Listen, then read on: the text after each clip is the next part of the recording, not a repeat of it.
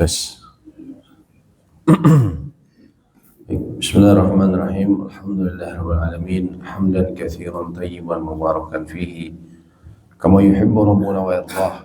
Asyhadu an la ilaha illallah wahdahu la syarika lah wa asyhadu anna Muhammadan abduhu wa rasuluhu. Allahumma shalli wa sallim ala nabiyyina Muhammadin wa alihi wa sahbihi ajmain wa ba'd. Alhamdulillahirabbil alamin. Kita lanjutkan kembali. Alhamdulillah, kita bersyukur kembali kepada Allah Subhanahu wa taala yang telah memberikan kita rezeki yang tidak ternilai besarnya, berupa alhamdulillah Allah telah alladzi ahyana ba'da ma amatana, yang Allah telah menghidupkan kita kembali setelah kita terlepas dari saudara kematian, yaitu tidur. Kita hidupkan, Allah hidupkan kita kembali, lalu kemudian alhamdulillah Allah berikan kita taufik dan hidayah sehingga kita bisa sholat berjamaah, sholat subuh berjamaah, dan juga Allah berikan kita taufik dan hidayahnya sehingga kita bisa duduk dalam majelis yang mulia, majelis zikir, yaitu majelis ilmu, ya, yang di dalamnya kita ketahui begitu banyak fadilah, keutamaan. Di antaranya Allah akan melimpahkan rahmat.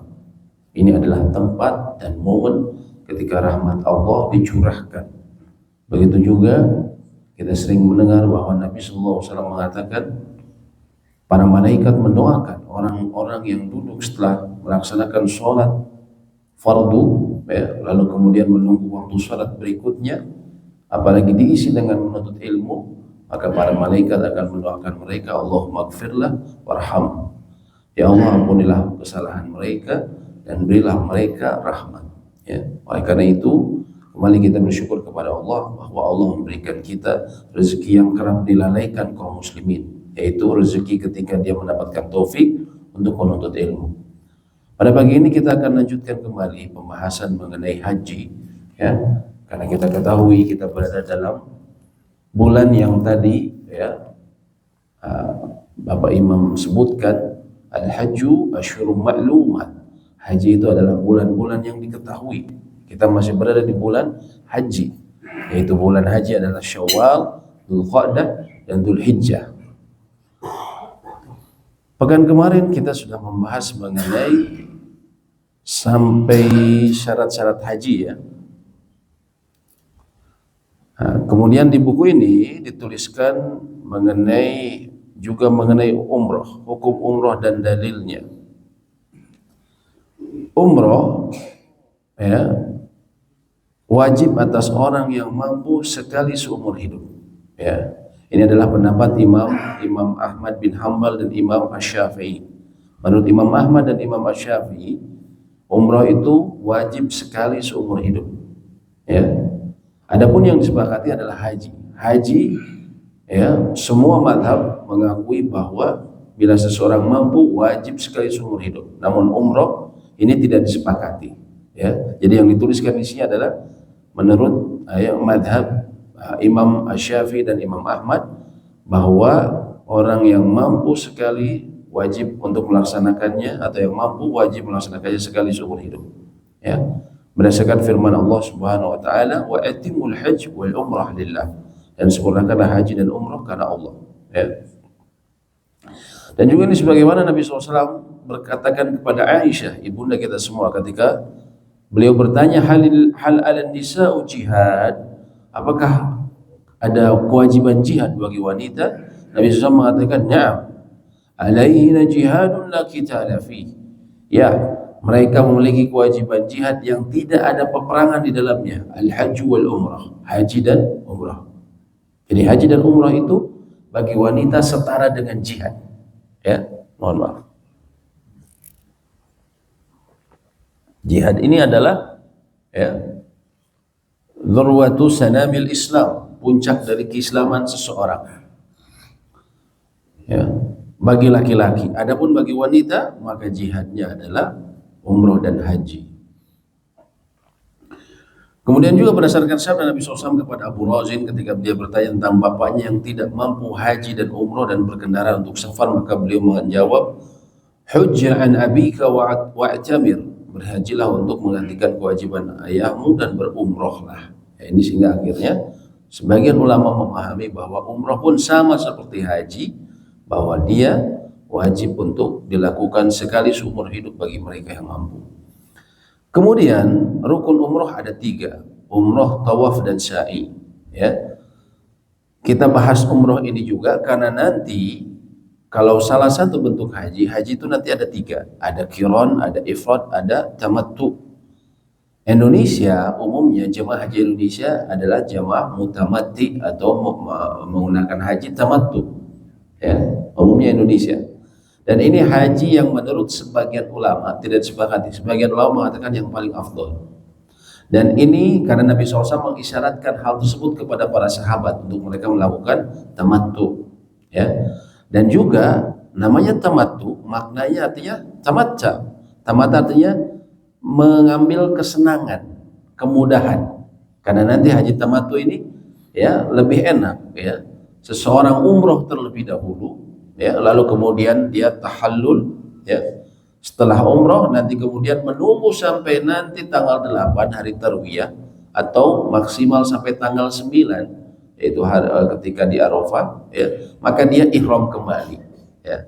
Namun selama, apalagi kalau misalnya kloter pertama, kloter awal, dia datang dari awal, ya tentunya waktu untuk menunggu tanggal 8 Dzulhijjah atau 9 Dzulhijjah ini masih lama, ya. Nah, ketika dia menunggu seperti itu, kalau dia haji tamattu, dia umroh dulu, lalu kemudian nanti dia tahallul. Selama menunggu tersebut dia dalam keadaan halal, dia pakai baju bebas, nggak usah pakai baju ihram, tidak ada larangan ihram, jadi enak. Beda sama qiran sama ifrad, dia sambil menunggu tanggal 8 atau 9 dia masih dalam keadaan ihram, ya. Ketika dia datang ke Makkah, ya, maka dia akan dalam keadaan ihram sampai tanggal 8 dan 9. Ya, makanya haji tamattu ini yang paling enak, ya.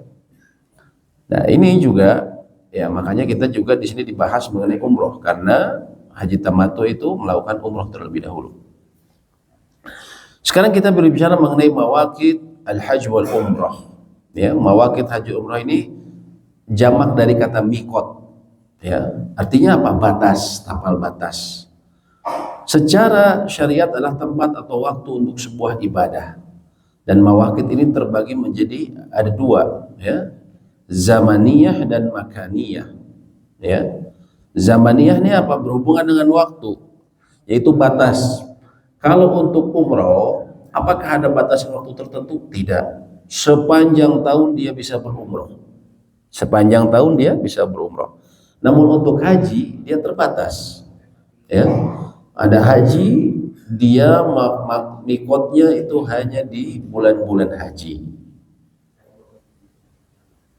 hanya di bulan haji, yaitu bulan apa? Bulan Syawal, Dzulqa'dah, dan juga Dzulhijjah menurut sebagian ulama, ya. Tapi yang pasti, jadi artinya kalau dia mau mulai prosesi, semua prosesinya bisa dimulai di bulan Syawal. Ini antara dalam mazhab Imam Syafi'i, ya, dan Imam Ahmad. Namun ulama lain ada yang mengatakan bisa di luar itu, tapi tetap nanti puncaknya dilakukan di bulan Dzulhijjah, ya, di Dzulhijjah. Nah, ini kita tentunya harus pahami bahwa ini sesuatu yang tidak bisa berubah. Karena pernah berapa belas tahun yang lalu ada salah seorang doktor dalam bidang, ya, di Universitas Islam di Indonesia, ya, yang dia rupanya dicekoki oleh orang-orang liberal, oleh para orientalis.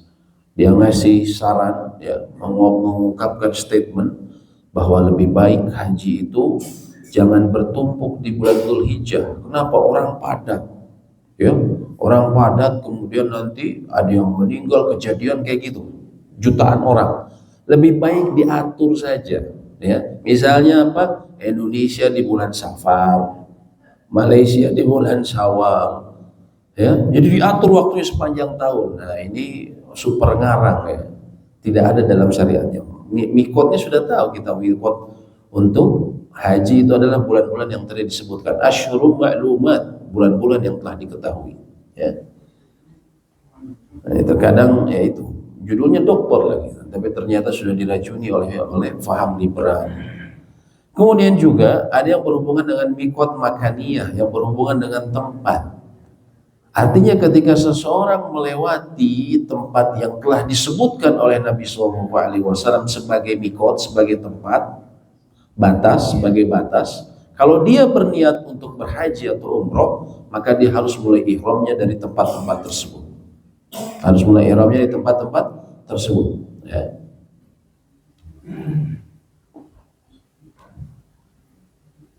Dan ini telah dijelaskan langsung oleh Nabi SAW. Ya, makanya bapak-bapak, kalau yang dari Madinah, nanti kita di Bir Ali, ya, atau dulunya namanya Zulhulaifah. Kemudian bagi bapak-bapak yang naik pesawat, ya, dari arah selatan, yaitu dari Yaman, maka kita mikotnya di Yalamlam, di atasnya Yalamlam, ya. Itu semua dari mana? Apakah dari belakangan? Tidak. Nabi SAW.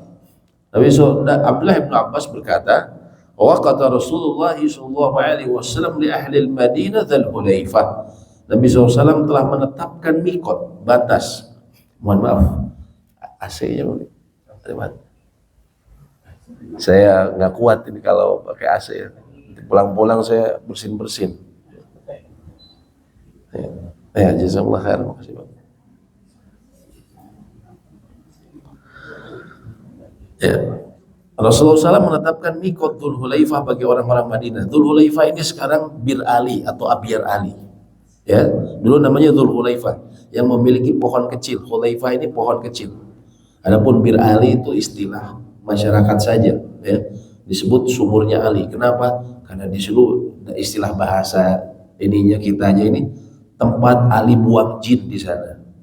Kan kadang di kita juga suka tempat buang jin, anak jin. Nah itu dulu Bir Ali itu penamaannya kayak gitu. Ya, cuman itu sebagian orang mengatakan itu penamaan awalnya orang-orang Syiah, tapi sudah terlanjur jadi penamaan umum Bir Ali itu atau Abyar Ali. Ya. Jadi akhirnya dinama umum, tapi nama aslinya Dzulhulaifah. Wali ahli Syam al-Juhfah, dan bagi orang Syam dia mikotnya, batasnya adalah Juhfah. Ya. Syam ini orang Palestina, orang Yordania, kemudian orang Suriah dan orang Lebanon. Kalau mereka mau haji dari arah utara, ya, karena kalau mau ke kota Mekah mereka dari arah utara. Kalau melewati kota atau daerah yang namanya Juhfah, maka mereka harus berihram di sana. Qarnul manazil bagi orang-orang Najd. Orang-orang Najd ini orang-orang kalau sekarang lihat ibu kotanya Saudi, ya, dari arah tengah di Saudi atau Jazirah Arab. Dan Yalamlam bagi orang Yaman. Ya, Yalamlam bagi orang-orang Yaman. Jadi dari dulu Pak, Yalamlam. Hunna lahunna wa liman ata alaihinna min ghairi ahlihin. Ya. Mikot-mikot tersebut adalah untuk mereka, ya, atau bagi siapa ata alaihinna min ghairi ahlihin. Juga bagi orang-orang yang melewatinya dari kalangan selain penduduknya. Ya, yaitu mereka yang ingin haji dan umroh. Tadi kita sebutkan untuk orang Yaman Yalamlam. Ya. Kita bukan orang Yaman, tapi disebutkan bagi yang melewatinya, yang juga ingin haji dan umroh. Kalau dari arah Yaman, karena pesawat kalau mau ke Jeddah itu arahnya dari selatan, dari ke Yaman. Beda sama Madinah. Madinah itu nanti dia motong ke tengah. Tapi kalau pesawat yang menuju Jeddah itu muter dulu ke bawah, ngambil dari bawah, ya, dari Yaman. Maka ketika melewati Yalamlam, ya, dia harus memulai ihramnya. Ya. Barang siapa yang tempat tinggalnya sesudah batas tadi, sesudah mikot, maka mikotnya dari arah tempatnya memulai perjalanan haji atau umroh. Sehingga orang Mekah mikotnya dari Mekah, dari rumahnya sendiri orang Mekah. Ya. Nggak usah kemana-mana, dari rumahnya udah langsung mikot. Nah juga kita perhatikan banyak jemaah Indonesia yang mikotnya itu di kota Jeddah. Ya. Memang ada fatwa dari MUI tahun 80-an bahwa Jeddah bisa menjadi mikot, tapi itu pun dianulir oleh sejumlah ulama, oleh MUI tahun 90-an, ya. Begitu juga atau ulama-ulama MUI belakangan, ya. Begitu juga menurut fatwa ulama internasional secara umum mereka mengatakan Jeddah itu bukan mikot. Kenapa? Karena misalnya kita ngambil dari selatan, dari arah Yaman, maka kita melewati Yalamlam, ya. Dan tidak boleh, para ulama mengatakan kalau sudah melewati mikot tidak boleh kemudian dia tidak berihram. Kalau kita mau ke Jeddah pasti lewat Yalamlam kalau dari arah selatan, ya. Sehingga mereka mengatakan tidak sah kita mikot dari Jeddah. Ini orang Indonesia banyak nyampe Jeddah, nyampe bandara, lalu ke WC, ganti baju ihram di dalam itu. Ini kesalahan. Ya, kesalahan. Kalau menurut Imam Nawawi, padahal menurut Imam Nawawi, kalau misalnya salah, kalau misalnya ya dia melewati tempat mikot, maka dia harus kembali dan dia juga harus membayar dam. Dia harus kembali lagi ke Yalamlam, lalu kemudian harus membayar dam. Nah, ini tentunya harus kita perhatikan. Ya, kalau kita naik travel, Bu, nanti supaya gampang, Bapak, kita nanti aja di Jeddah ya, jangan mau. Ya, kita tetap aja di atas pesawat, Magawe Bapak, di Amal gitu kan. Kita tetap di atas pesawat. Ya. Dan waktunya cepat karena kita naik pesawat, maka sebelum masuk Yalamlam, kira-kira 5 menit sebelumnya kita udah siap dengan pakaian ihram. Ya. Udah siap pakaian ihram karena cepat kan lewat pesawat itu. Ya. Sama seperti nanti kalau kita naik kereta dari kota Madinah ke Mekah, kita lewat mikot di mana? Kalau dulu orang naik bus, ya sebagian juga sekarang masih banyak yang naik bus. Tadi di Bir Ali tadi, ya. Tapi bagi bagi yang naik kereta itu dia diambil yang sejajar dengan Bir Ali. Ya, jadi dia tidak melewati Bir Ali, tapi yang sejajar. Ya. Nah, yang sejajar ini nanti diumumkan, ya, diumumkan di kereta bahwa jemaah sekalian pakai bahasa Arab sama pakai bahasa Inggris. Kita sebentar lagi akan melewati mikot, maka hendaknya persiapkan. Ya. Nah, pada saat itu makanya kita di awal naik kereta kita sudah pakai pakaian ihram, ya. Terutama buat laki-laki kan khusus. Kita sudah pakai pakaian ihram, sudah mempersiapkan diri, ya. Sehingga ketika lewat biasanya 6 atau 7 menit kereta jalan itu ada pengumumannya, ya. Dan kalau sudah lewat itu akan sangat cepat, makanya kita harus siap sebelumnya. Ya. Dan barang siapa melewati tempat mikot di atas tanpa ihram, nah ini yang tadi kami sebutkan, maka dia harus kembali kepada mikot tersebut bila mungkin, ya. Dan bila tidak mungkin kembali ke mikot, maka dia harus membayar fidyah, yaitu seekor kambing yang dia sembelih di Mekah dan membagikannya kepada orang miskin di tanah haram, ya. Nah, jadi itu kalau misalnya tadi di Jeddah, dia harus kembali ke Yalamlam, ya. Tapi kalau misalnya dia tidak mampu, dia harus membayar fidyah, ya, potong kambing di Mekah dan dibagikan kepada orang-orang miskin di tanah haram. Karena Mekah ini ada sebagian yang bukan tanah haram. Sekarang apalagi kotanya mengalami perluasan, ya. Kalau kita di Mekah suka ada tembok pilar besar, hududul haram, batasnya tanah haram. Nah, itu ada batasnya, ya. Jadi ketika memberikan fidyah harus bagi orang-orang yang ada di dalamnya. Kemudian sekarang kita masuk ke bab kedua, rukun-rukun dan wajib-wajib haji. Ya. Pertama rukun. Rukun ini adalah sesuatu yang tidak bisa ditinggalkan, baik sengaja, tidak sengaja, lupa ataupun tidak tahu. Namanya rukun tuh harus. Nggak ada kompromi kalau rukun itu. Sama seperti kita bilang mengenai sholat. Saya nggak sengaja, harus ngulang. Oh, saya tidak tahu kalau misalnya ruku yang benar itu seperti ini. Ya, tadi tidak memenuhi syarat, harus ulang sholatnya.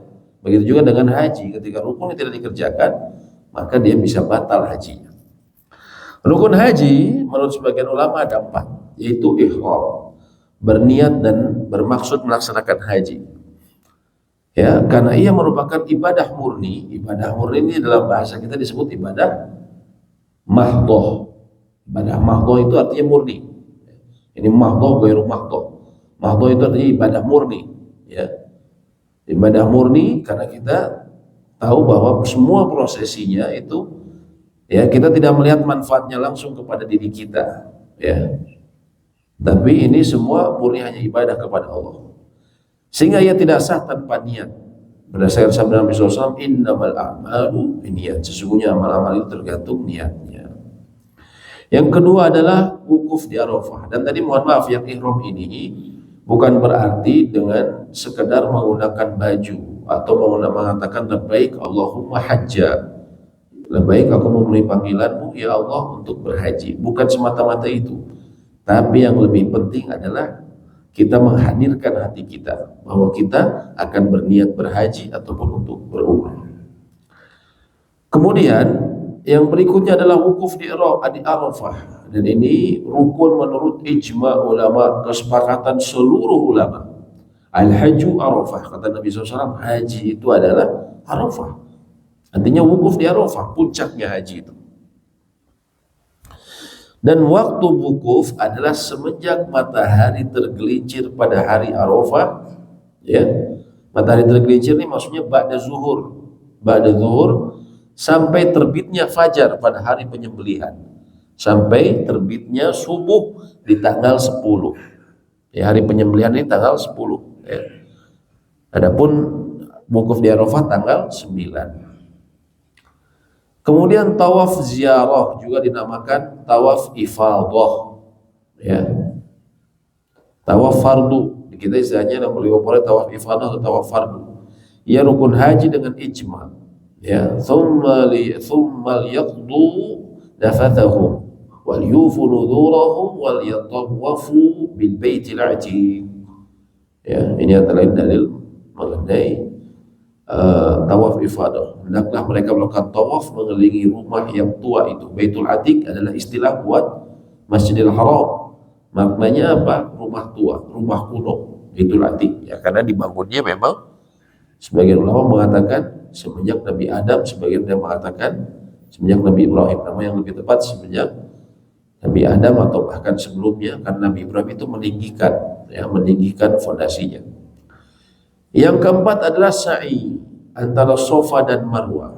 Ini adalah rukun berdasarkan hadis Aisyah, "Ma'atamallahu al-hajj imri'in wa la umratah lam yutuf baina Safa wal Marwah."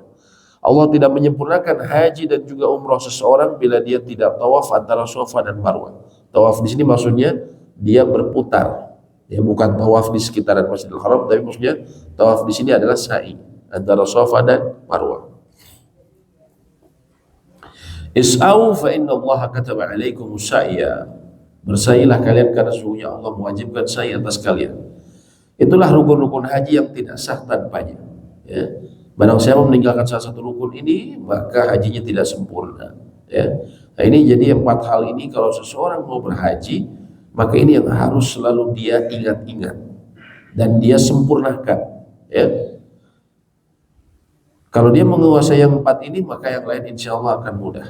Ya. Yang berikutnya adalah wajib haji. Ya, pertama adalah ihram dari mikot yang sudah ditetapkan. Wajib haji ini bedanya apa? Beda sama rukun. Kalau rukun sama sekali nggak bisa ditawar tanpa kompromi. Ya, harus dikerjakan. Tapi kalau wajib haji, kalau dia tidak mengerjakan maka dia membayar dam. Ya. Yang pertama adalah ihram dari mikot yang sudah ditetapkan untuknya secara syar'i. Ini wajib haji. Ya. Sehingga tadi bagi orang yang melewati mikot, dia tadi di Jeddah baru menggunakan atau baru berihram, maka dia telah meninggalkan wajib, ya, maka dia harus kembali atau tadi kalau tidak mampu maka dia membayar fidyah, memotong 1 ekor kambing. Yang kedua adalah wukuf di Arafah sampai malam bagi siapa yang datang ke sana siang hari. Maksudnya malam sini adalah sampai matahari terbenam. Jadi namanya wukuf itu dari ba'da zuhur sampai maghrib. Itu yang disunnahkan. Bukan sampai pada asar langsung keluar, tapi sampai maghrib. Ya. Dan ini berdasarkan sabda Nabi SAW, "Khudhu anni manasikakum." Ambillah dariku tata cara haji kalian. Jadi manasik ini adalah rangkaian ibadah haji.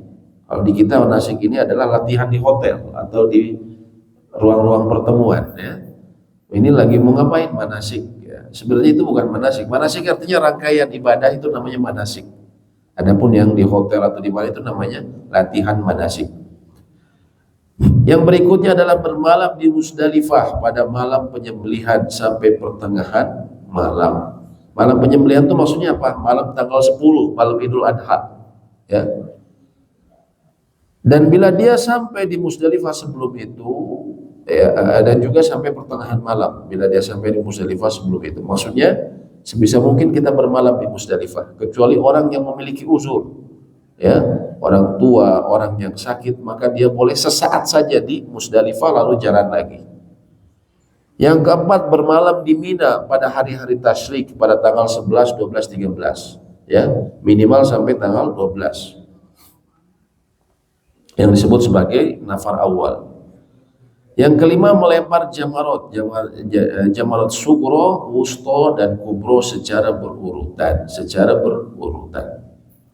Yang keenam, mencukur atau menggundul rambut kepala berdasarkan firman Allah, muhallikina ru'usakum wa muqassirin, dengan mengundur rambut kepala kalian dan memendekkannya. Dan juga berdasarkan perbuatan Nabi SAW. Nah, ini kita ketahui, Pak, umumnya orang Indonesia banyak yang hanya mengambil batas minimal, bukan afdoliyahnya. Yaitu apa? Ketika memotong rambut, dipotongnya hanya sedikit saja. Ya, yang laki-laki dipotong sedikit. Ya, itu memang dalam mazhab Imam Syafi'i itu batas minimal. Tapi sayang, Pak, ngapain kita ngambil yang minimal kalau kita bisa afdol? Sedangkan di ayatnya disebutkan muhallikina ru'usakum, dengan mengundur rambut kalian dan memendekkannya. Jadi kalau nggak semua bisa digundul, dipendekkan. Semua rambutnya dipendekkan. Ya, bukan cuma sedikit saja. Sayang, ya, kita ingin yang amalan terbaik. Juga Nabi SAW mengatakan, semoga Allah merahmati orang yang mengundul habis rambutnya, dan beliau ulangi sampai 3 kali perkataannya. Artinya kata para ulama, orang yang mengundulkan habis ketika selesai umroh ataupun ketika tahallul selesai umroh ataupun haji, maka dia mendapatkan ya 3 doa rahmat Nabi SAW. Adapun yang membedakannya mendapat 1 rahmat, karena Nabi SAW mengatakan untuk yang membedakan rambut, semoga Allah merahmatinya sekali saja. Juga tawaf wada, di antara kewajiban berikutnya adalah tawaf wada bagi wanita haid dan nifas, bagi selain wanita haid dan nifas. Ya. Umiran nasu an yakuna akhir ahdihim bil bait. Orang-orang diperintahkan agar akhir amalan mereka di Baitullah, illa annahu khufifa anil muratil haid. Ya. Yaitu diperintahkan untuk tawaf wada kecuali wanita haid yang diberi keringanan. Mereka bila haid diberi keringanan. Barang siapa meninggalkan salah satu dari kewajiban haji dengan sengaja atau lupa, maka ia menambalnya dengan membayar dam dan hajinya sah. Berdasarkan ucapan Ibnu Abbas, man nasiya min nusukihi syai'a, barang siapa melupakan sesuatu dari manasiknya, dari rangkaian ibadahnya, au tarakah falyuriq dama, hendaknya dia menyembelih dam, Adapun yang selain disebutkan di atas maka sunnah. Contohnya apa? Mandi untuk ihram, sebelum ihram mandi dulu, menggunakan wewangian, memakai 2 helai pakaian putih, ya, buat laki-laki. Boleh nggak selain putih? Boleh, ya. Disunahkan warna putih. Kalau bapak pakai baju ihram, disunahkan warna putih. Tapi apakah boleh selain putih? Boleh saja sebenarnya. Ya, misalnya bapak ya lupa dari Indonesianya bawa pakaian itu atau ketinggalan, ya cari di sana pas lagi nggak ada, semua habis pakaian putih. Yang ada kain warna selain itu, boleh nggak? Boleh saja. Ya, asal jangan yang orange saja, takut disangka pendeta Buddha. Ya. Itu beda sendiri. Ini kenapa beda sendiri? Semuanya putih, ini beda sendiri. Ya. Kemudian memotong kuku, mencukur bulu kemaluan, mencabut bulu ketiak, mencukur kumis, dan menghilangkan apa yang patut dihilangkan sebelum ihram. Itu termasuk sunnah. Tawaf kudum bagi haji ifrad dan qiran, yaitu ketika masuk Mekah dia tawaf kudum, tawaf kedatangan, ini sunnah. Kemudian romal, lari kecil untuk 3 putaran pertama pada tawaf kudum, ya, yaitu orang yang umroh ketika haji, dia umroh, tawaf umroh ataupun tawaf kudum bagi haji ifrad dan qiran, dia disunahkan laki-laki ketika 3 putaran pertama kita berlari kecil, Pak. Romal, lari kecil dengan mengecilkan langkahnya. Begini, ya. Romal tuh seperti ini. Nah, gitu. Lari tapi kecil langkahnya. Ini disunahkan.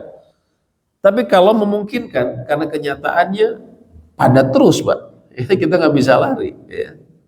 Kalau memungkinkan. Yang kelima, iqtiba pada tawaf kudum, ya, pada tawaf kudum, yaitu pada tawaf umroh juga Ittiba itu maksudnya membuka bagian pundak sebelah kanan.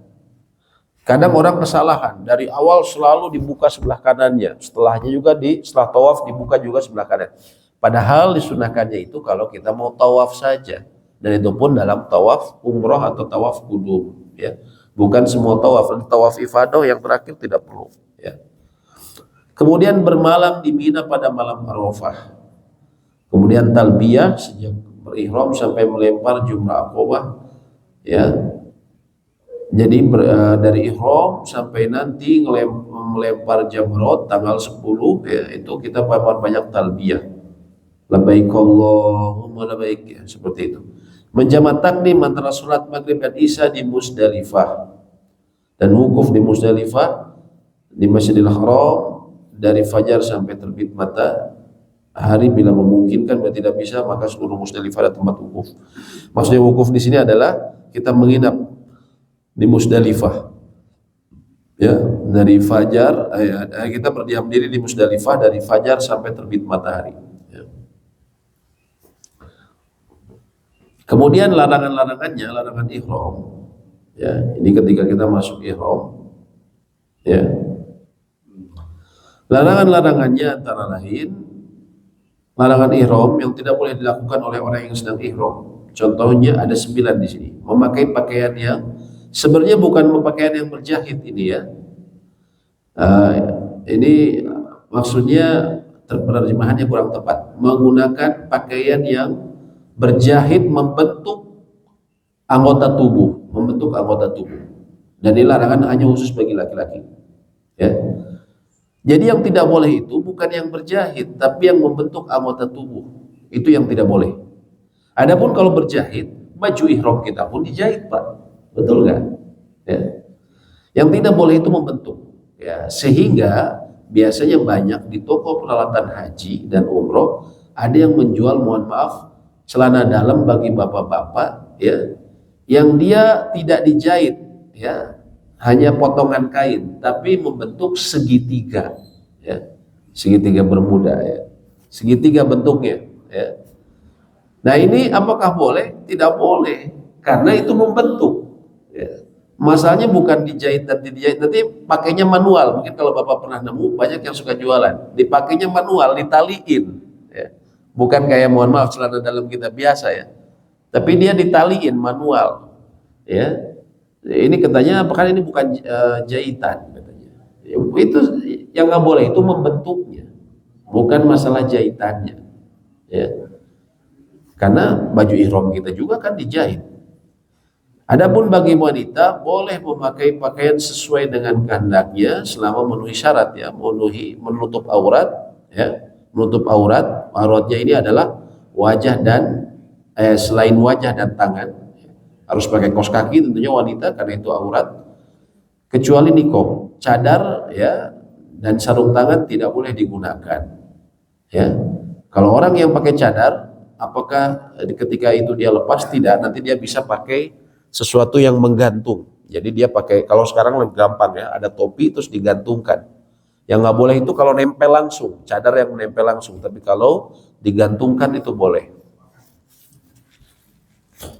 Memakai wewangian pada badan dan pakaian, ya, ini tidak boleh setelah ihram, setelah bapak-bapak melewati Zulhulaifah, tidak boleh bapak menggunakan wewangian pada badan dan pakaian. Kalau perempuan, ya, apakah ketika mau ihram disunahkan juga memakai wewangian? Wanita itu menggunakan wewangian yang tampak warnanya tapi tidak tercium baunya. Artinya baunya hanya tercium oleh dirinya sendiri, ya. Tidak boleh kalau perempuan pakai yang tercium oleh orang lain, ya. Itu secara umum, bukan saja ketika ihram. Adapun laki-laki, maka dia justru disunahkan ketika ihram pakai banyak wewangian. Bahkan Nabi SAW itu disebutkan banyak sekali menggunakan. Kata Aisyah, beliau selain di tubuhnya, beliau juga berikan wewangian itu di jenggotnya dan juga di kepalanya, ya, ketika ihram. Kemudian tidak diperbolehkan memotong rambut dan kuku, ya. Kalau tidak sengaja gimana, lagi ihram, lagi mau umroh, terus ada nyamuk, saya pukul tangan saya, terus ada bulu yang jatuh, apakah kemudian ini melanggar? Tidak, karena itu tidak sengaja. Menutup kepala bagi laki-laki dengan sesuatu yang melekat, ya tidak boleh. Misalnya apa? Pakai kopiah, pakai sorban, atau pakai baju ihram kita, kepanasan terus kita tutup. Ini nggak boleh. Ya, makanya terkadang lucu ya, kadang saya lihat ini banyak orang membohong di tawaf ketika tawaf. Sekarang kalau mau tawaf di pelataran Ka'bah itu hanya bagi mereka yang berihram, bagi mereka yang umroh atau haji. Ya kalau tentunya kalau di waktu-waktu yang umum adalah waktu untuk yang umroh. Banyak orang yang ngakalin, dia pingin sholat depan Masjidil Haram, depan Ka'bah, dia pakai baju ihram, ya, masuk ke dalam, ya, seolah-olah dia lagi umroh, ya. Tapi lucunya pas di dalam, ya, waktu sholat kepanasan, dia keluarin topinya, pakai topi, ya. Barengan ada berapa orang, saya ketawa aja, diketawa, dikebohongnya nih. Berarti dia nggak ihram. Kalau ihram nggak boleh, dia pakai topi, gitu kan? Kalau berteduh gimana? Boleh teduh di tenda pohon ataupun pakai payung, ya, ataupun naik bus. Kita berteduh dalam bus itu tidak mengapa. Tapi ada yang memahami tidak boleh sama sekali ada penghalang. Sehingga apa? Kalau pakai bus atapnya harus terbuka. Kayak apa? Kayak bus bandros. Di Bandung bandros terbuka. Ini orang-orang Syiah. Orang jemaah Syiah Iran itu menganggap nggak boleh, sehingga mereka naik busnya bus bandros semua, Pak. Jadi tidak boleh terhalangi, ya. Ini mereka, ya. Dan wanita tidak boleh pakai sarung tangan, ya. Barang siapa memakai wewangian atau menutup kepalanya atau melakukan pelanggaran tadi, ya, karena kejahilan, tidak tahu atau dipaksa, maka tidak dosa. Ya, kalau tidak tahu. Dan kalau dia tahu sengaja, maka itu tentunya dia melakukan pelanggaran. Kemudian juga apa? Akad nikah untuk diri sendiri atau orang lain. Kan lagi tren akad nikah di tanah suci, di Masjidil Haram. Dan sekarang diperbolehkan, ya. Boleh saja, tapi nanti selesai umroh, selesai hajian. Pokoknya bukan dalam keadaan ihram. Kalau saya hajinya tamattu, saya ke sana umroh dulu, terus sambil menunggu hajian, kan ada waktu tuh, saya sudah tahallul. Bolehkah saya misalnya menikah, ya, misalnya menikah, boleh. Kalau waktu itu, selama bukan ihram, boleh, ya. Atau menikahkan juga nggak boleh, ya. Jadi kalau mau ya selesaikan dulu, tapi ketika setelah tahallul baru boleh. Kemudian tentunya adalah, mohon maaf, berhubungan suami istri, jima pada kemaluan. Nah ini merusak. Jadi kalau haji, ya, ia merusak haji ketika dilakukan sebelum tahallul awal. Sebelum nanti tahallul awal ini tanggal 10. Ya, sebelum dia melempar jumroh, kemudian sebelum dia mencukur, dia sudah melakukan dengan misalnya ada istrinya, maka hajinya batal dan tetap dia harus mengerjakan tahun depan. Harus mengqadhonya tahun depan. Masalahnya kan kita susah, nggak bisa. Kalau zaman dulu bisa tahun depan, tapi kalau zaman sekarang kita harus masuk antrian lagi, ya. Ini berat sekali kalau masalah ini. Juga tidak boleh, ya, bercumbu pada selain kemaluan, ya. Tapi kalau ini tidak merusak manasik haji, tapi ini termasuk yang dilarang. Kalau yang barusan itu merusak. Demikian juga mencium, meraba dan melihat dengan syahwat. Ya, nah ini hati-hati bapak-bapak. Banyak orang Turki nih, nah, gitu kan. Orang Turki cantik-cantik gitu kan. Hati-hati, jangan diumbar pandangannya. Ya. Yang kedelapan, membunuh dan berburu hewan buruan darat. Nah ini tentunya kalau zaman kita sekarang alhamdulillah tidak ini, ya. Kecuali ada hewan yang boleh dibunuh daerah halal atau haram bagi orang yang muhrim sekalipun, yaitu burung gagak. Burung gagak ini boleh dibunuh, Pak. Yang hitam itu, ya. Tikus, kalajengking, raja wali, ular dan anjing galak. Jadi boleh dibunuh, ya, boleh dibunuh, ya. Jadi jangan-jangan baca ini nanti bapak-bapak, tetangga bapak punya anjing galak langsung dibunuh. Ini termasuk yang boleh dibunuh.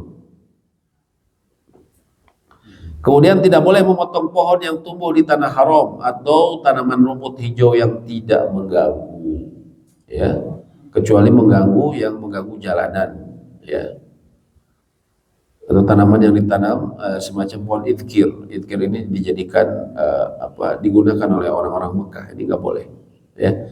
Tapi secara umum tidak boleh, ya. Makanya bapak-bapak kalau ke sana, ya, apalagi sekarang kan banyak penghijauan di kota Mekah. Jangan asal, ya hati-hati, kadang kita melewati rumput-rumputan, kadang seenaknya, ya. Ini hati-hati, ya. Termasuk juga tidak boleh, sebagian ulama mengatakan tanfir, mengusir burung-burung. Kan banyak burung, ya, merpati. Kita usir-usir, itu nggak boleh. Ya. Tanfir termasuk nggak boleh. Ya, kalau seseorang melakukan larangan ihram, apa saja fidyahnya? Ya, pertama adalah untuk mencukur rambut, memotong kuku, memakai pakaian berjahit dan wewangian, memakai pakaian membentuk tadi, menutup kepala, atau mengeluarkan mani karena melihat. Ya, misalnya naudzubillah ketika ihram dia naudzubillah misalnya terangsang kemudian keluar mani, atau naudzubillah dia, ya, anggaplah menonton film yang tidak pantas ketika di sana, ya, atau bercumbu tanpa mengeluarkan air mani. Fidyahnya adalah memilih salah satu dari 3 perkara, entah dia puasa 3 hari, atau memberi makan 6 orang miskin, atau menyembelih kambing. Dan ini antara lain dilakukan oleh salah seorang sahabat, Ka'ab bin Ujrah, saat ada kutu di kepalanya, ya. Kemudian diperintahkan untuk dicukur karena sangat mengganggu, ya. Nabi SAW mengatakan, sum salasata ayyam, puasalah kamu 3 hari, atau beri makan 6 miskin, atau sembelihlah seekor kambing, ya. Jadi yang pelanggaran ini, mencukur rambut, memotong kuku, memakai pakaian berjahit, menutup kepala, mengeluarkan air mani karena melihat, atau bercumbu tapi tidak sampai keluar air mani, maka dia milih dari 3 perkara: puasa 3 hari, memberi makan 6 orang miskin, atau menyembelih kambing.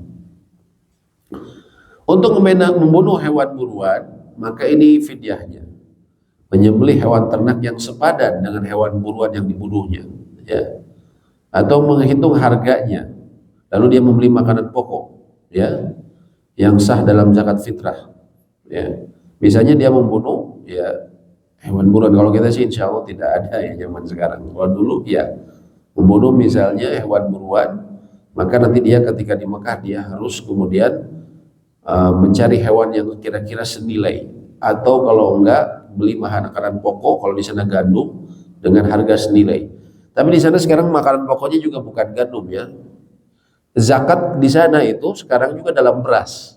Karena orang Arab dulu memang makannya gandum roti, ya. Tapi mereka sudah terbiasa dengan beras. Ya, awalnya dari orang-orang India dan Pakistan. Katanya trennya itu awalnya masuk ke Yaman, terus ke Saudi, dan ke negara-negara lain di atasnya, ke Yordania dan seterusnya. Jadi sekarang mereka terbiasa makan nasi kabsa itu, ya. Nasi biryani kan India, ya. Nasi kabsa itu Saudi, tapi itu awalnya dari India, ya, nasi ini. Atau puasa 1 hari sebagai ganti memberi makan setiap 1 orang miskin. Kemudian untuk berhubungan suami istri dalam manasik haji sebelum tahallul, mengeluarkan air mani karena bercumbu, atau onani, naudzubillah, atau berciuman, atau menyentuh dengan nafsu syahwat, atau melihat terus-menerus, maka ia merusak haji. Termasuk bila pelakunya lupa, jahil, atau dipaksa, ya. Melihat terus, aduh gelis pisan eta, dilihat terus, gitu, ya. Ini hati-hati, Pak, ya. Pelakunya wajib menyembelih onta, gara-gara itu langsung harus menyembelih onta nih, Pak, nggak main-main. Mengqadha hajinya dan bertobat. Kalau dia melihat terus, akhirnya sampai tadi mengeluarkan mani, ya. Tadi kayak saya bilang, suami istri, ya, kadang, ya, ketika suami istri sebelum tahallul awal, dia naudzubillah misalnya mencari hotel, ya, melakukan sesuatu, maka nanti dia hajinya dia wajib menyembelih unta, dan dia harus mengqadha tahun depannya selain bertobat juga. Ini susah sekali, kan. Adapun berhubungan suami istri sesudah tahallul awal, maka ia tidak merusak haji dan wajib menyembelih kambing, ya. Untuk akad nikah maka tidak wajib membayar fidyah, namun akadnya rusak. Ya, tidak wajib membayar fidyah, namun akadnya rusak. Apa? Ya harus diulangi lagi akad nikahnya. Ya. Untuk memotong pohon yang tumbuh di tanah haram dan tanamannya yang tidak ditanam oleh manusia, ya, maka ya diganti dengan kambing atau yang lebih besar dengan sapi. Tanaman dan daun diganti dengan harganya, karena dia dapat dihitung harganya. Ya, jadi motong pohon, ya gara-gara motong pohon ya, apa? Oh, nggak halang ini, kagok saya mau nyimpen apa gitu kan, dipotong pohonnya. Bapak nanti harus potong kambing ya. Tapi ini kalau sengaja, kalau jahil atau lupa, maka keduanya tidak terkena denda apapun. Ini yang memotong pohon. Adapun hadyu, hadyu ini hewan yang digiring ke ke Baitul Haram dari jenis hewan. Ya. Pertama adalah hadyu tamattu dan kiron. Wajib atas jemaah haji yang tidak tinggal di sekitar Masjidil Haram, bukan penduduk Mekah. Dan ini bukan dam manasik tapi penambal, bukan dam ya. Tapi dia orang suka bilang kalau haji Indonesia bayar dam untuk nanti dipotong tanggal 10, itu bukan dam ya.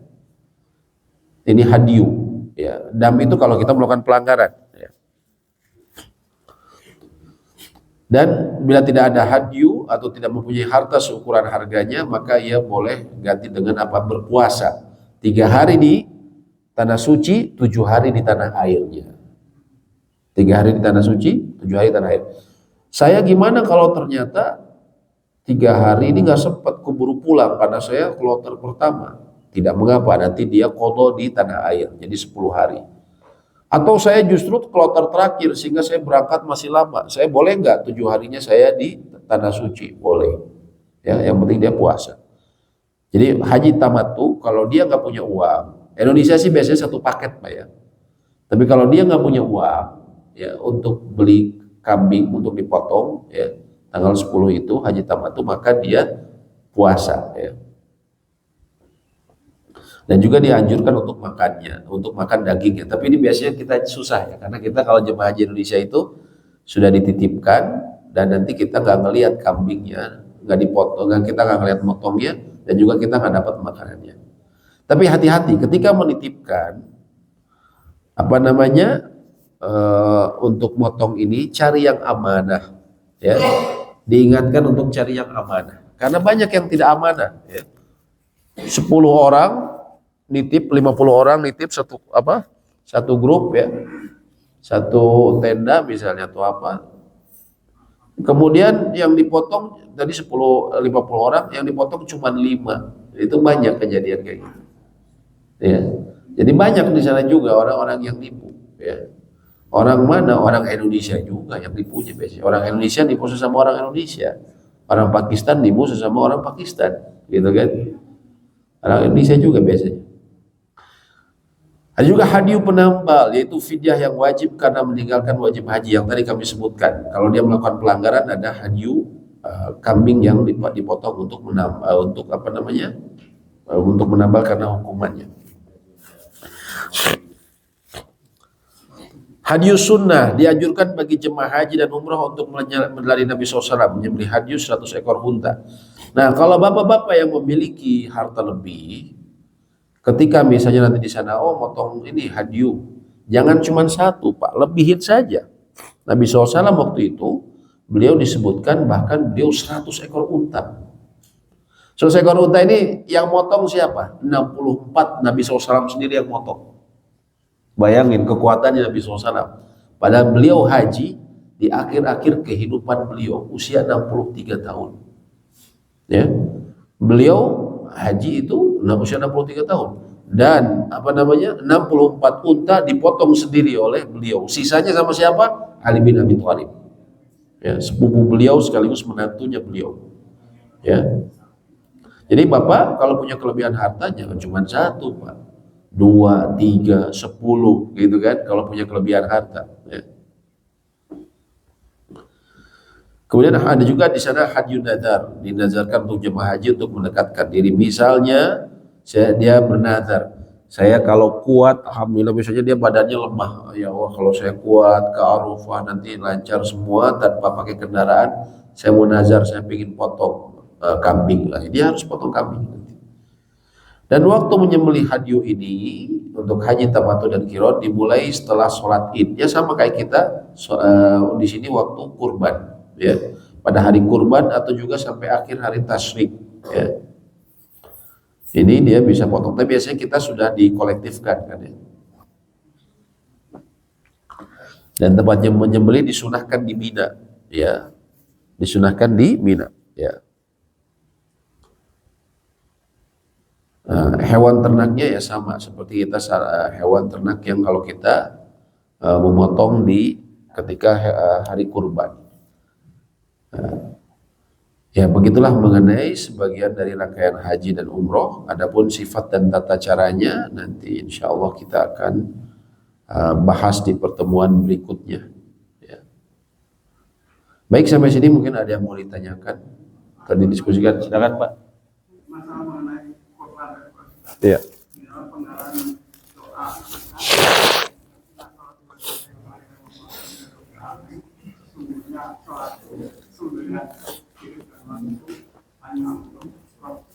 Alamin. Iya.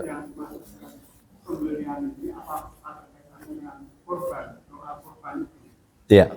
Ya, kurban. Nusuk ini, nusuki itu sama. Nusuk itu artinya rangkaian ibadah. Dan yang dimaksud di ayat itu memang lagi mengenai kurban sebenarnya, mengenai sembelihanku.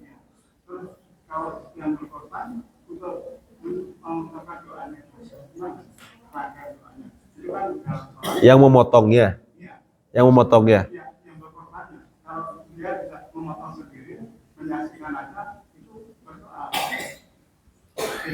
Oh, tidak ada doa khusus. Kalau mau ya Rabbana taqabbal minna. Ya Rabb kami terimalah dari kami. Tapi tidak ada doa khusus. Yang penting apa? Dia niatkan. Dia niatkan kurban ini, ya bisa dia niatkan kalau kepala keluarga untuk diri dia dan keluarga dia. Ya, itu sudah cukup sebenarnya. Terus kalau ada dari nabi itu dekati sholatku itu maksudnya gimana? Jangan dekati sholatku bagi mereka yang memiliki kelapangan harta tapi tidak berkurban, maksudnya gitu ya.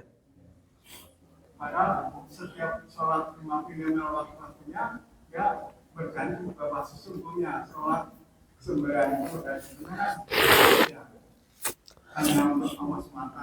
Iya. Ya maksud Bapak ini orangnya gimana gitu ya. Maksudnya kenapa dia rajin sholat tapi tidak mau kurban gitu maksudnya. Tidak rajin sholat ke masjid tapi tidak mau berkurban. Nah itu harus ditanyakan ke orangnya. Kenapa nggak mau berkurban?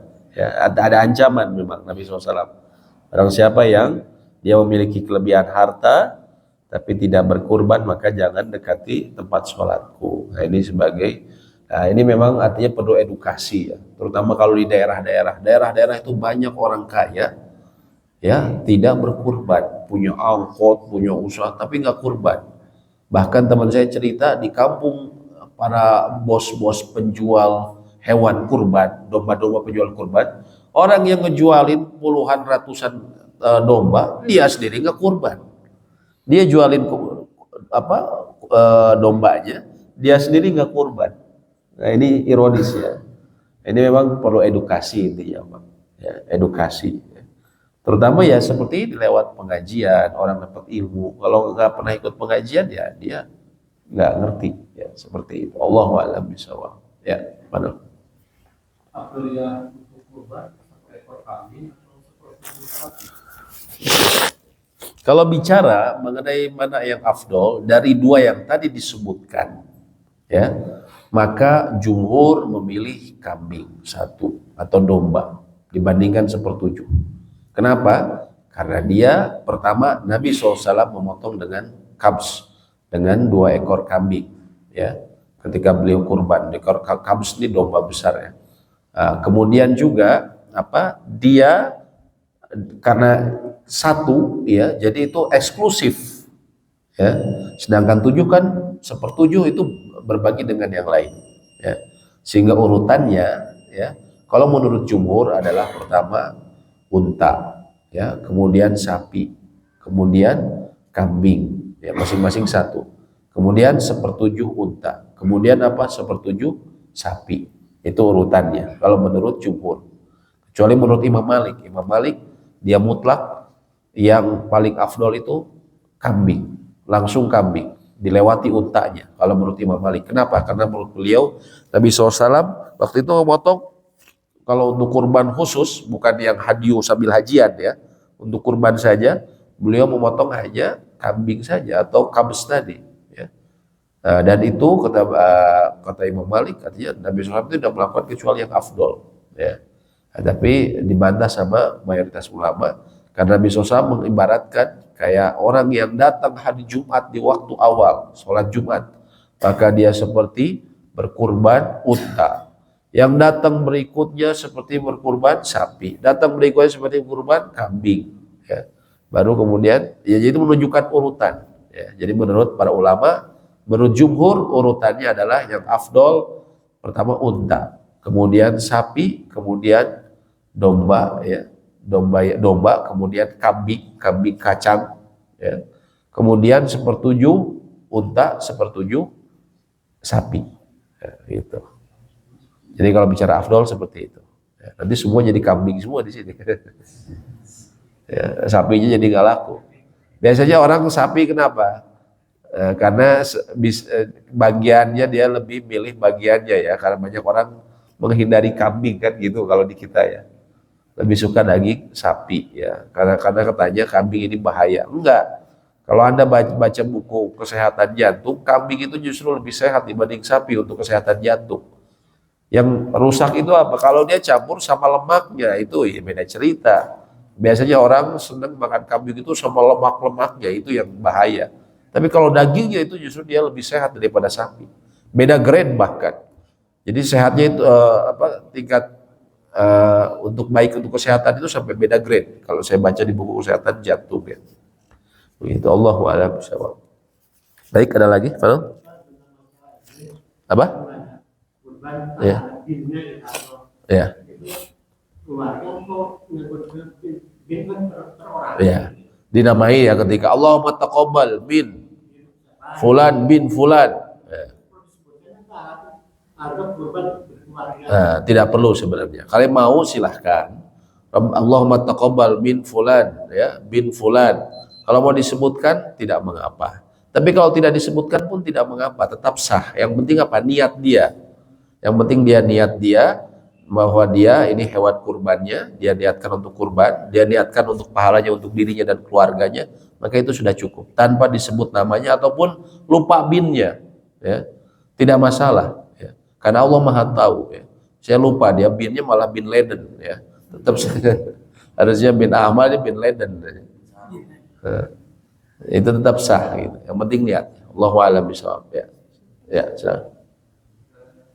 Kalau di surat Al-Hajj ayat ke-6 kan sebagiannya kita boleh ambil ya. Sebagiannya kita kasih makan ke orang lain. Ya. Walaupun nyawa kita, walaupun nyawa kita.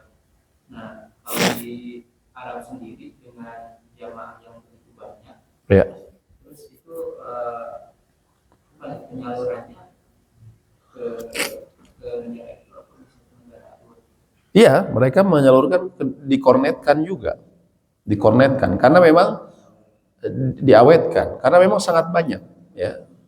Sangat banyak ya, sehingga kemudian dikornetkan. Selain banyak yang kurban juga yang hadyu tadi itu banyak, sehingga biasanya tidak habis seketika ya, sehingga kemudian ada yang dikornetkan diberikan ke negara lain. Terus saya juga pernah lihat ya videonya waktu itu di Saudi ya, karena mereka udah ini. Jadi orang-orang yang datang itu bukan dikasih potongan. Kalau kita mau potongan dikresekin, satu canting, dua canting gitu kan, Pak. Tapi apa? Satu badan kambing. Jadi ngambil itu orang pakai mobil bak, bukan satu lagi, kadang ngambil 3 kambing utuh langsung, ya, tanpa kepala, kambingnya langsung semua. Ya. Karena surplus di sana, surplus ya. Dia yang mau kenyang makan kambing nanti Idul Adha main di sana aja ya, dapat gratis banyak gitu. Ya seperti itu ya. Masalah pembagian nanti kita insya Allah mungkin bahas, karena kita masih ada waktu lagi menjelang Idul Adha, nanti kita bahas mengenai fikih kurban ya, insya Allah. Nanti ada lebih rinci lagi dalam masalah pembagian. Ya, silakan. Ya. Ustaz, caranya tadi dengan masalah haji. Kita tuh di sana misalkan mengkolektifkan untuk biaya haji. Ternyata tidak amanah. Ya. Kita tidak tahu apakah kita harus mengulang atau pahala haji kita jadi berkurang atau bagaimana. Allahu a'lam bishawab. Kalau kita tidak tahu, ya, la yukallifullahu nafsan illa wus'aha. Allah tidak membebani seseorang melebihi kemampuannya. Kita kan tidak tahu, dan kita itu di luar batas kemampuan kita mengetahui. Umumnya Indonesia itu dititipkan saja, ya. Yang dosa siapa? Dosa mereka. Kecuali kita memang menitipkan seenaknya. Ada orang datang, ya udah deh, saya ini aja. Nah, kalau itu beda cerita. Kita harus tetap berijtihad mencari tahu. Kalau kita memang yang bagian petugasnya untuk mencarikan pemotongan, cari orang yang benar-benar amanah. Cari orang yang benar-benar amanah. Ya. Kalau kita seenaknya saja, ya udah kasih ke orang seenaknya aja, ya bisa jadi kita harus mengulang kalau kita memang tidak berijtihad. Ya. Tapi kalau kita sudah berijtihad mencari, ya orangnya kayaknya amanah, ternyata nggak amanah, gitu kan? Maka yang dosa siapa? Orang yang menipu tersebut, karena itu sudah di luar kemampuan kita. Ya. Sama seperti jangan badal haji juga sama. Ya, ini kalau ini kambing, ini badal haji juga sama. Semua orang diterima hajinya, badal haji. Akhirnya dia nanti ketika berhaji, Allahumma labbaik hajjan an Ahmad an Asep an siapa? Satu orang disebutkan 5. Ada kayak gitu. Duitnya dia terima dari 5 orang. Yang hajiin siapa? 1 orang. Ada kayak gitu, Pak. Orang mana? Orang Indonesia juga. Gitu. Silakan, Pak.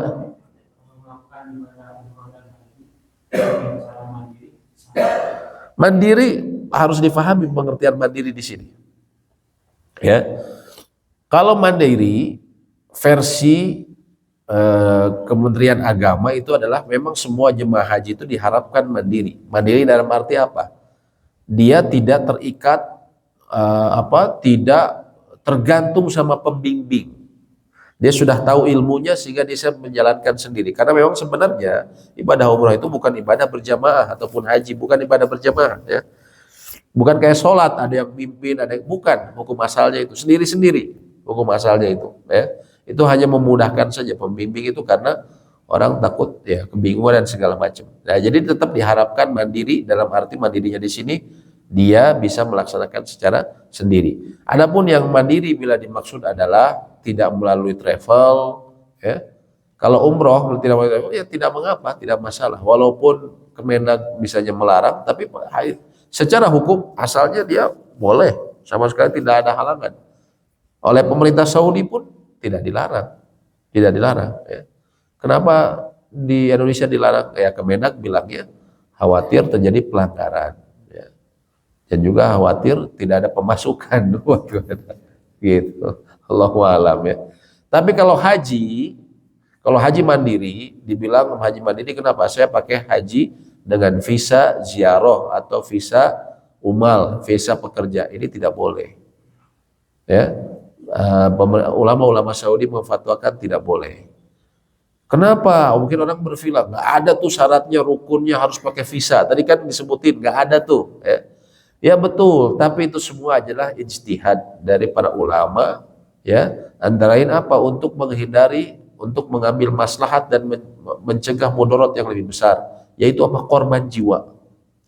Selalu ada korban jiwa dalam hajian ini, dan bagaimana cara mereduksinya atau bahkan menghilangkannya dengan membuat regulasi, ya, antara lain tingkat kepadatannya diatur, ya, dan di tingkat kepadatan diatur ini bisa diperoleh bila dicapai kalau orang memiliki visa resmi.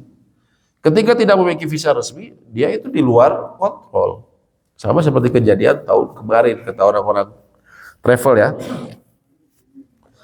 Jadi jemaah yang pakai visa ziarah itu tanggal 8 sudah masuk duluan ke Mina, ya. Sedangkan jemaah resmi pemerintah itu dia tanggal 8 nggak ke Mina, dia langsung aja tanggal 9 ke Arafah. Jadi orang-orang yang pakai visa ziarah itu padahal dia nggak resmi, dia dapat ke Mina kosong, ya.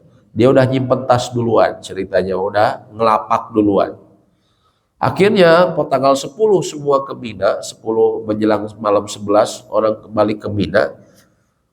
Tempat yang resmi tadi udah diisi sama yang ziarah tadi sebagiannya, sehingga akhirnya meluber orang banyak yang keluar sehingga tidak kebagian. Ya, ada yang di luar, yang resmi nggak kebagian gara-gara apa? Gara-gara yang visa ziarah yang tidak resmi. Kok dia bisa ke sana? Karena dia beli tasreh, beli izin untuk di Mina dan di Arafah. Harusnya itu tasreh itu nggak didapat kecuali visanya haji. Tapi kolak kong kali kong lewat belakang kanan kiri, akhirnya mereka bisa dapat tasreh. Sama juga ada mafianya di sana, Pak. Ya, di mana-mana ada mafia. Ya. Bisa masuk. Akhirnya apa? Menzolimi yang resmi, menzolimi yang lain. Ya. Apalagi kalau misalnya di Jamarot, semakin padat orang kan, jadi ada bisa jadi korban jiwa di terowongan. Gitu. Nah, itu. Jadi karena di sini ada maslahat, ya disebutnya untuk menghindari hifzun nafs, menjaga jiwa. Ya, menghindari korban jiwa, makanya ulama-ulama di Saudi mengatakan tidak boleh menggunakan visa selain haji. Ya, andaikan dia berhaji dengan itu dan selesai, maka dia berdosa, dia haji dengan berdosa. Ya, Allahu a'lam bishawab. Ya. Gitu. Baik, demikian yang bisa kami sampaikan. Semoga memberikan manfaat dan semoga bagi yang belum berhaji, semoga Allah segera mudahkan untuk berhaji. Ya, sesungguhnya Allah Maha luas rezeki dan karunia-Nya. Adapun yang sudah berhaji, semoga Allah berikan kita lagi kemudahan untuk berhaji ataupun berumrah berulang-ulang. Amin ya rabbal alamin. Juga kalau ada yang besok, kalau ada yang mau mendalami lebih dalam lagi mengenai haji ini, insya Allah besok kami ada daurah atau semacam pengajian yang cukup panjang di Masjid An-Nafi. Besok kan hari libur, Pak ya. Kami dari jam 9 sampai menjelang asar, ya, mengenai haji, ya, di Masjid An-Nafi di komplek Dago Resort Pakar. Ya. Harus mendaftar, tapi bisa saja datang, tapi mungkin kemudian tidak mendapatkan makanan, ya, kalau yang tidak mendaftar. Ya. Baik, semoga memberikan manfaat. Ya. Rabbana taqabbal minna innaka antas samiul alim wa tub alaina innaka antat tawwabur rahim. Rabbana atina fid dunya hasanah wa fil akhirati hasanah wa qina adzabannar. Subhanakallahumma wa bihamdika asyhadu an la ilaha illa anta astaghfiruka wa atubu ilaik. Assalamualaikum warahmatullahi wabarakatuh.